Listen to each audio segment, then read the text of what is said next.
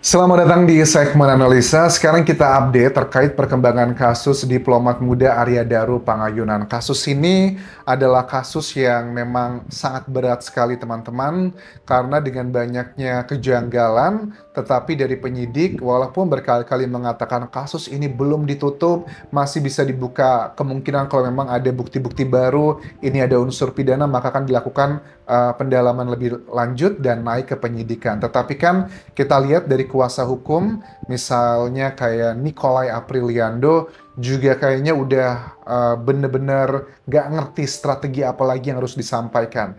Ada salah satu postingan yang disampaikan dari akun Instagram Nikolai Aprilindo ya, yang banyak kalian mention ke Instagramku. Anjas coba dilihat itu ada postingan kondisi terakhir dari almarhum Arya Daru. Nah, untuk foto ini sebenarnya aku sudah mendapatkan, cuma tidak aku publikasikan karena memang ya itu adalah hak dari keluarga, diperbolehkan atau tidak. Tetapi pada saat Pak Nikolai sudah publikasi ini di sosial medianya, artinya ini menjadi salah satu concern harus disampaikan.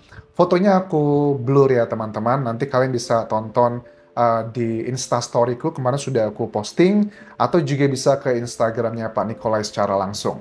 Yang disampaikan di sini dari Pak Nikolai adalah begini, sudah hampir 4 bulan sejak 8 Juli 2025 sampai dengan November 2025 ini, kasus kematian misterius diplomat Kemenlu RI, Arya Daru Pangayunan ADP tidak terungkap dengan jelas oleh penyelidik Polda Metro Jaya. Ada apa sebenarnya? Apakah ada keterlibatan invisible hand, tangan yang tak terlihat, yang dipakai oknum tertentu yang kepentingannya terganggu dan menekan penyelidik Polda Metro Jaya sehingga penyelidik ketakutan dan mengorbankan profesionalitasnya. Mengapa profesionalitas kewibawaan citra Polri harus dikorbankan hanya untuk kepentingan oknum atau pihak golongan tertentu? Kenapa harus Arya Daru Pangayunan yang dikorbankan nyawanya? Dengan foto ini di meja otopsi ya, aku bisa melihat tipikal meja otopsi kan seperti ini. Karena dulu kita pernah ya liputan di Semarang, melihat ruangan otopsi seperti apa bersama Dokter Hastri dulu ya, setahun yang lalu kalau nggak salah, udah 2 tahun yang lalu. Oke, di sini yang diposting dari Pak Nikolai adalah begini.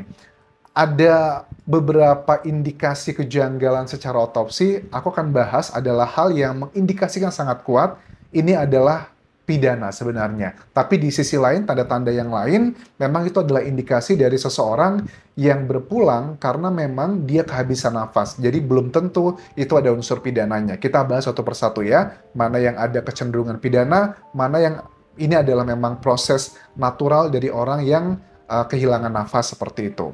Pertama, pada kelopak atas mata kiri terdapat memar berwarna merah keunguan berukuran 1,5 cm. Nah, apa ini penjelasannya? Karena kondisi terakhir Arya Daru kan pertama itu dilapisi dengan plastik, kemudian dilapisi yang kedua adalah dengan lakban warna kuning tersebut. Kelopak matanya menurut aku adalah bagian yang mungkin aja biru tersebut terjadi karena proses menutupnya. Ya, sebenarnya bukan karena kata aku sih, tapi adalah obrolanku dengan sejumlah kolega dokter otopsi, baik di Indonesia ataupun juga di Thailand, teman-teman. Pada bibir bagian bawah terdapat bibir bagian bawah dalam terdapat luka terbuka berukuran 4 cm kali 1 cm dan memar berwarna ungu 1 cm kali 1 meter. Nah, kalau untuk bibir bawah ini yang bagian dalam, beberapa dokter otopsi aku tanyakan ya bahwa menurut beliau-beliau itu adalah indikasi yang wajar terjadi kepada seseorang yang berpulang karena dia kehilangan nafas. Jadi dia menggigit bagian bawah. Jadi bukan karena adanya orang lain yang melakukan itu. Itu adalah proses dari kehilangan nafas. Baik kasus-kasus yang karena nafasnya hilang dengan cara macam-macam ya, pada umumnya adalah seperti itu. Jadi ini menurut aku memang bukan indikasi unsur pidana untuk bagian ini. Nah, berikutnya, pada leher bagian depan terdapat luka garis sepanjang 7 cm. Leher bagian depan terdapat luka garis sepanjang 7 cm. Bagian ini pun juga bisa indikasinya, beberapa dokter otopsi bilang, ya adalah karena memang lilitan lakban tersebut ya. Tetapi yang paling janggalnya adalah di kayak bagian-bagian yang kayak lengan ini teman-teman. lengannya yang biru-biru, yang katanya kan kita dari penyidik bilang dugaannya itu adalah karena almarhum waktu di malam terakhir itu sempat kayak bersandar di rooftopnya gedung Kemenlo. Tetapi kan dari kuasa hukum juga sudah datang ya rekonstruksi secara langsung. Masa sih sampai sebegitunya, sampai biru-biru semuanya begitu. Oke, lanjut lagi ya. Di bagian berikutnya adalah pada leher depan sisi kiri 8 cm di atas tepi atas tulang dada terdapat luka lecet berbentuk garis sepanjang 3 cm. Apakah ini karena lilitan lakbannya juga atau enggak? Ya, oke. Lanjut lagi, pada batas tumbuh rambut belakang terdapat luka lecet berbentuk garis sepanjang 12 cm. Oke, pada batas tumbuh rambut belakang terdapat luka lecet berbentuk garis sepanjang 12 cm. Berikutnya, pada leher bagian depan sisi kanan 5 cm dari garis tengah terdapat luka garis sepanjang 8 cm. Nah, kalau bagian-bagian ini sepertinya memang berhubungan dengan lakbannya sih. Terus pada leher bagian depan, sisi dalam 7 cm dari di atas tulang dada terdapat luka garis sepanjang 8 cm.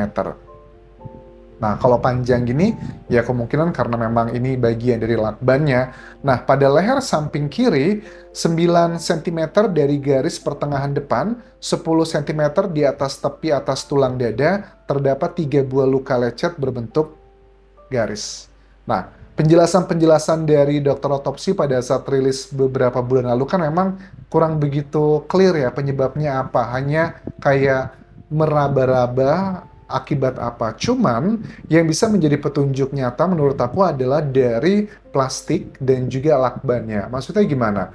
Plastik dari kondisinya almarhum Maria Daru yang menjadi lapis pertama itu bisa menjadi indikasi apakah masih ada nafasnya atau enggak. Maksudnya gimana? Harus dicek kayak istilah adalah jaringan kulturnya. Kalau pada saat Daru dibungkus plastik tersebut, dia masih bernafas, itu ada jaringan-jaringan tertentu yang memang masih keluar. Tetapi kalau dia dibungkus dengan plastik sudah nggak lagi bernafas, artinya udah nggak ada lagi temuan kayak jaringan-jaringan tertentu yang khas dari makhluk hidup. Nah, kalau itu dilakukan pemeriksaan, akan menjadi petunjuk, paling tidak ya, tidak mutlak petunjuk adalah berarti Arya Daru pada saat dimasukkan kondisinya masih hidup. Nah, ini masih bisa dua kemungkinan, berarti bisa karena dia sendiri atau karena orang lain.